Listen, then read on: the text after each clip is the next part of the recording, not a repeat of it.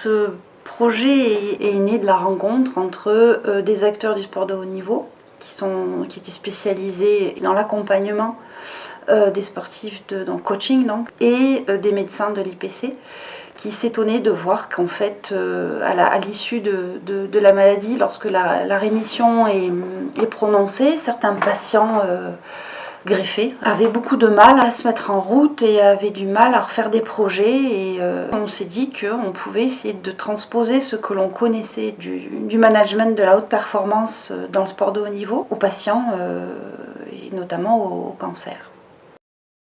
On travaille avec l'Académie des coachs, qui est une association qui regroupe des acteurs du sport, de la haute performance. Claude Onesta qui préside l'association, Alain Weiss pour le basket, Vincent Collet pour le basket, mais aussi des personnes du rugby, comme Laurent Travers. Il y a aussi Romain Barnier qui est l'entraîneur du cercle des nageurs et puis ancien entraîneur de l'équipe de France de natation.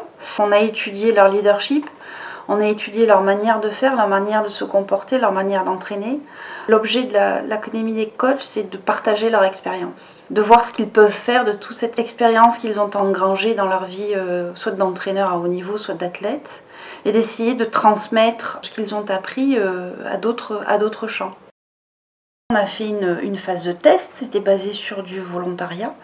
Donc des patients qui avaient été greffés, allogreffés, sont venus et ont suivi le dispositif. C'était plusieurs séances d'accompagnement avec un coach.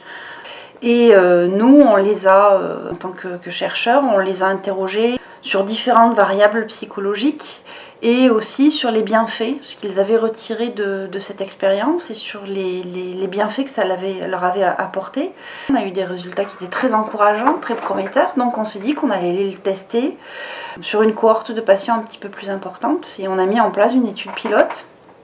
Et les résultats que l'on a de cette étude vont aussi nous servir pour essayer de caractériser la relation d'aide, pour essayer de l'enseigner. Ça s'adresse à des soignants, ça s'adresse à des associations, ça s'adresserait à des patients experts et à des personnes aussi spécialisées dans la relation d'aide.